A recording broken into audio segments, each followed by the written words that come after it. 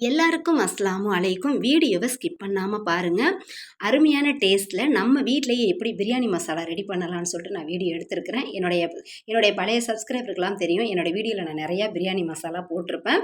இதிலே பார்த்தீங்கன்னா நான் வந்து எல்லாமே டேபிள் ஸ்பூன் அளவுக்கு தான் நான் எடுத்திருக்கேன். 2 ஸ்பூன் வந்து முழு மல்லி, அதே ஸ்பூனால் நம்ம வந்து மிளகு, ஜீரகம், பெருஞ்சீரகம், ஜாசிரா, ஜாதிக்காய் வந்து ஒரு ஜாதிக்காயில் பாதி அதையும் சேர்த்துட்டு, அன்னாசி பூ 3, பட்டை வந்து ஒரு 5 பட்டை, 20 ஏலக்காய், 25 கிராம்பு, அதுலேயே 4 பிரியாணி இலை அதையும் நம்ம சேர்த்துட்டு, ஜாதி பத்திரி அந்த பூ இருக்குது பார்த்தீங்களா, அதுவும் நம்ம 2 சேர்த்துட்டு நல்லா நம்ம ஸ்டவ் ஆன் பண்ணி கடாயில் நல்லா பொன்னிறமாக வறுத்து நல்லா ஆற விட்டு அதை நம்ம மிக்சி ஜாரில் நல்லா நைஸாக அரைச்சி இதை ஒரு நம்ம டப்பாவில் நம்ம ஆற விட்டு ஸ்டோர் பண்ணி எடுத்து வச்சுக்கிட்டோம்னா நம்ம சிக்கன் மட்டன் 1 கேஜிக்கு 1 ஸ்பூன் அளவுக்கு நம்ம சேர்த்துக்கணும்.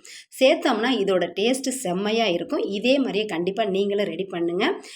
அஸ்ஸலாமு அலைக்கும்.